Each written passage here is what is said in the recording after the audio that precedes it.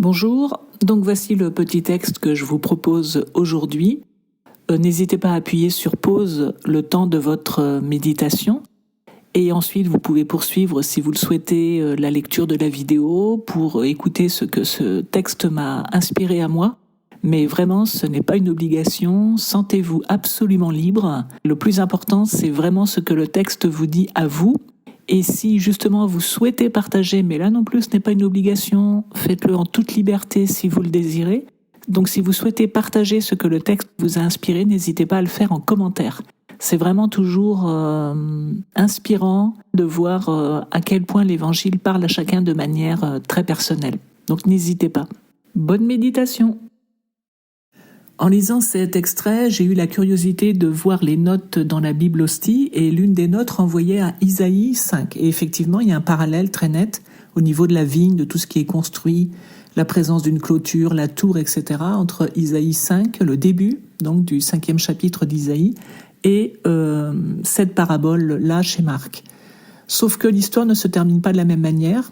Chez Isaïe, c'est la vigne qui, au lieu de produire du bon raisin, comme on pouvait s'y attendre parce qu'elle était bien entretenue, produit des grappes sauvages, c'est-à-dire des fruits amers, comme s'ils n'avaient pas été entretenus, alors que chez Marc, ceux qui sont mis en cause, ce n'est pas la vigne, ce sont les vignerons.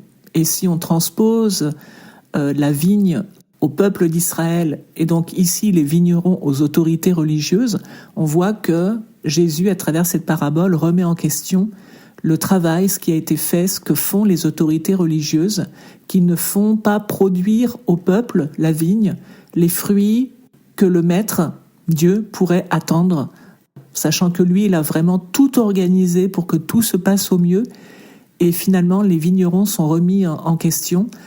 Peut-être qu'ils font produire les fruits, mais en tout cas, ils ne veulent pas les rendre à Dieu. Ils veulent se les approprier, ils veulent les garder, ils en ont fait quelque part leur propriété. Le peuple est leur propriété.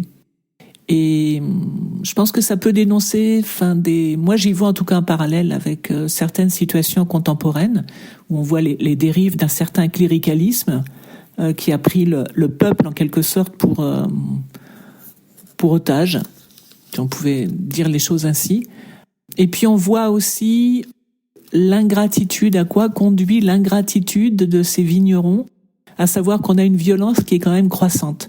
Donc moi, c'est ça qui m'a interpellée, c'est l'attitude donc de ces autorités religieuses qui peut arriver à un moment où, en fait, elle est coupée de Dieu, elle n'aime plus Dieu, et où elles peuvent devenir aveugles et faire preuve d'une certaine violence. On peut penser à tous les abus qui sont commis. Et puis l'autre élément, donc, c'est l'ingratitude qui conduit à la violence et qui conduit vraiment à l'aveuglement. Et ça, c'est les enseignements que moi j'en retire à travers ce petit texte.